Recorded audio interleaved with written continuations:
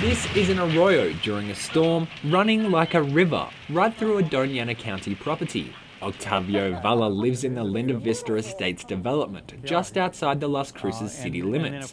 His house is just yards away from the flow of this arroyo during major storms, and he's concerned about the damage it could do to his property.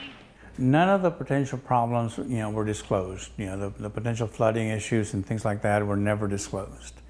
It was just a matter of, here's the property. Whether it was a lack of research or it was willfully left undisclosed by developers, the arroyo wasn't factored into the development's design plans that were presented to the county and ultimately approved. The County Flood Commission has since acknowledged the arroyo was completely overlooked when they gave the development the go-ahead.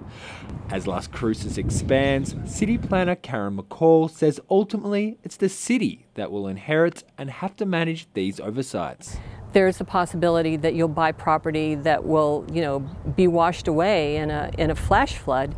The county and the city do have codes and ordinances related to stormwater and arroyos, but McCall says the rules don't go far enough to stop developers from cutting corners and taking the cheapest options available. I think there should be something that says people cannot build in the arroyos. So McCall is putting together a consolidated arroyo plan for the city. It is proposing more extensive drainage studies and flood assessments and raising the requirements for flood control infrastructure. In cases where land isn't already privately owned, the new rules would establish buffer zones between arroyos and where houses can be built. Those are things that happen infrequently, but when they do happen, they're pretty serious. Property developer and local resident Max Bauer is concerned about the extent of what is being proposed. The whole city's in an arroyo. If you want to back off enough on the lens. Bauer says more rigorous regulations would lock up a lot of land in the city and dramatically increase the cost of building houses. Costs that would be passed on to the consumer or all taxpayers if the city ends up paying for the infrastructure. We're concerned that those are going to be costs, expenses that are going to be in excess of what this market can handle. But experience in Dona County indicates the city rules may be needed to protect homeowners.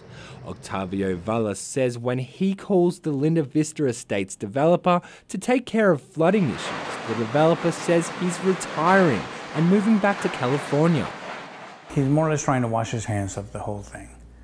I suspect that when he first started the subdivision, he expected to, come in, build houses, or develop the property, and make a lot of money, and then move on. So now it's left to Vela to deal with the problem.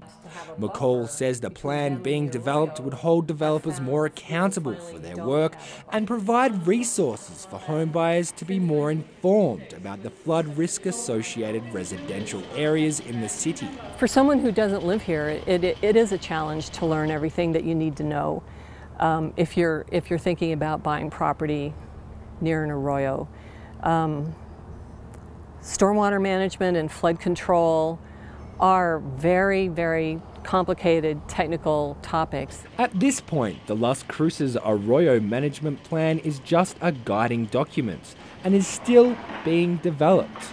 The city is taking input from the public, developers and realtors.